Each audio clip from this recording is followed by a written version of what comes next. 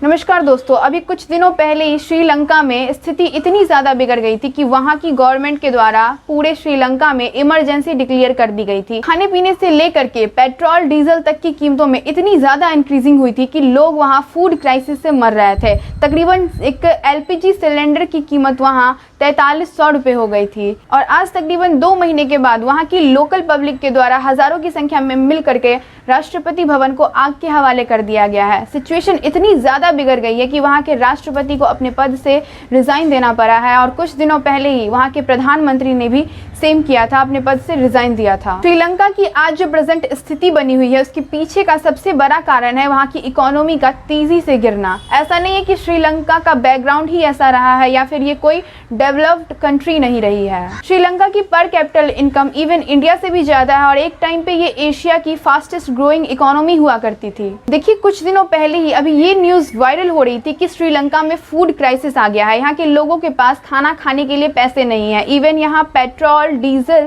तेल और एलपीजी तक के दाम काफ़ी ज़्यादा इंक्रीज कर चुके हैं। एलपीजी सिलेंडर की अगर बात की जाए तो एक सिलेंडर यहाँ सप्ताह में एक दिन डिलीवर किया जाता था, यानी कि वीक में एक ही दिन सिलेंडर की सप्लाई की जाती थी और वो भी 4300 रुपये, यानी कि 4300। अब बात करते कि श्रीलंका की इकोनॉमी इतनी ज़्यादा एकाएक से बिगड़ कैसे गई, तो ये ऐसी बात नहीं है कि एकाएक से बिगड़ी है। इसके पीछे कई सालों से प्रोसेस चलता आ रहा है। यहाँ की जो पॉलिटिकल पार्टीज़ है, ऑल क्रेडिट उसी को जाता है क्योंकि यहाँ की जनता भी वही मानती है। सबसे पहले तो अगर श्रीलंका के रेवेन्यू की बात की जाए तो श्रीलंका में जो सबसे ज़्यादा इनकम आता है वो आता है कृषि से और यहाँ के टूरिज्म से। श्रीलंका का टूरिज्म बिगड़ने के पीछे सबसे बड़ा जो कारण है वहाँ यहाँ की माइनॉरिटी और मेजोरिटी की लड़ाई है। यहाँ की जो मेजोरिटी पॉपुलेशन है वो बुद्धिज्म है क्योंकि श्रीलंका में ज़्यादा बौद्ध धर्म को फॉलो करने वाले लोग रहते हैं और यहाँ तमिल लोगों की भी संख्या है लेकिन वो माइनॉरिटी में आती है और ईसाई लोग भी माइनॉरिटी में ही आते हैं। लेकिन चूंकि ये माइनॉरिटीज़ हैं इसीलिए मेजोरिटी के द्वारा इन पर दबाव बनाया जाता है। इसी सब की वजह से यहाँ रूल्स भी बनाए जाते हैं कि यहाँ के जो भी माइनॉरिटीज़ हैं उनकी नागरिकता को ले लेनी चाहिए। और कुछ दिनों पहले ही ये न्यूज़ भी आई थी कि 40,000 की संख्या में यहाँ तमिल लोग मारे गए थे। और अगर इस तरीके से किसी भी कंट्री में किसी भी माइनॉरिटी या फिर मेजोरिटी के साथ ट्रीटमेंट किया जाता है तो इससे सबसे बड़ा जो इफ़ेक्ट आता है वो हमारे इंटरनेशनल रिलेशंस पे आता है। तो चूँकि श्रीलंका में इस तरह से तमिल के साथ ट्रीट किया गया था जिस वजह से इनके नेबरिंग जो कंट्रीज़ थे इनके साथ रिलेशन ख़राब हुए और यहाँ के टूरिज्म पर इफ़ेक्ट पड़ा।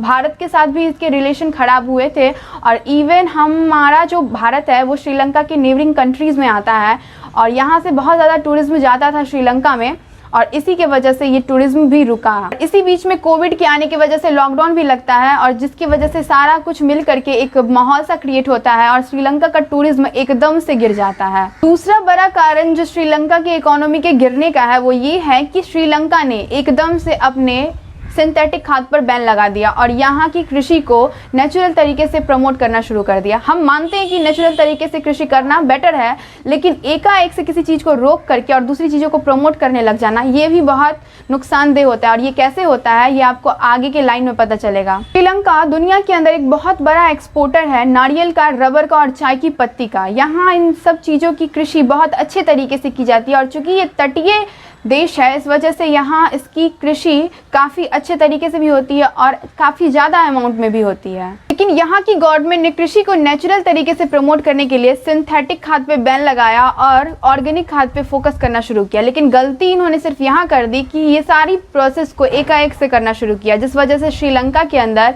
ऑर्गेनिक खाद की भारी डिमांड बढ़ी और श्रीलंका के पास ऑर्गेनिक खाद था नहीं जिस वजह से उसे चाइना से इम्पोर्ट करना पड़ा और चाइना से तकरीबन $75 मिलियन का इसने खाद इंपोर्ट किया लेकिन वो भी सक्सेसफुल नहीं रहा। चाइना से आने वाले खाद में वायरस मौजूद था जिसके वजह से इनकी फसल ग्रोथ करने के बजाय और खराब ही होती चली जा रही थी। और दूसरी बात ये भी है कि अगर ऑर्गेनिक खाद को यूज़ किया जाता है तो इसका इफेक्ट तत्काल देखने को नहीं मिलता है। ऑर्गेनिक खाद का यूज़ करने के बाद आपको तकरीबन 10 से 15 साल का वेट करना पड़ता है तब जाकर के इसका आपको इफेक्ट दिखना शुरू होगा और ये तुरंत किया जाता था जिस वजह से फसलें अच्छी नहीं हुई और श्रीलंका में फूड क्राइसिस आना शुरू हुआ और इसी सब की वजह से यहाँ की कृषि भी बर्बाद हुई और यहाँ की इकोनॉमी में भारी गिरावट हुई। तीसरा बड़ा कारण है यहाँ की सत्ता। यहाँ जो शासन अभी चल रहा है वो परिवारवाद को फॉलो कर रहा है। यहाँ प्राइम मिनिस्टर से लेकर के एग्रीकल्चर मिनिस्टर तक सब एक ही परिवार के लोग बने हुए हैं और जिस वजह से यहाँ अगर कोई गलत भी करता है तो उसे रोकने वाला कोई नहीं होता है, सब सपोर्ट करने वाले ही आते हैं,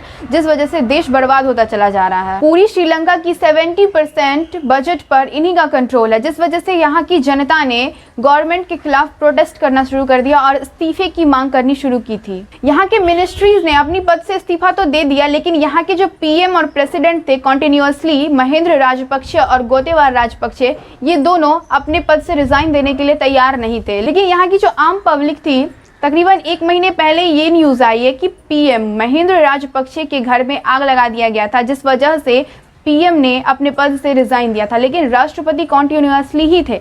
अब कल की ये न्यूज़ सामने आई है कि प्रोटेस्टरों ने राष्ट्रपति भवन को भी आग लगा दिया, जिस वजह से आर्मीज भी बुलाई गई थी राष्ट्रपति की सुरक्षा के लिए और लास्टली तब जाके उन्होंने अपने पद से रिजाइन दिया है। अभी करंट में श्रीलंका की सत्ता वहां की जनता के हाथ में है। देखा जाए तो ये पूरा मामला इसीलिए क्रिएट हुआ क्योंकि यहाँ की जो गवर्नमेंट थे उनके पास परिवारवाद चला आ रहा था और यहाँ के गवर्नमेंट के पास सत्ता चलाने की नॉलेज प्रॉपर नहीं थी, जिस वजह से श्रीलंका की आज ये स्थिति बनी हुई है और यहाँ की पब्लिक इतनी ज़्यादा परेशान है कि उन्हें ये सब करना पड़ रहा है।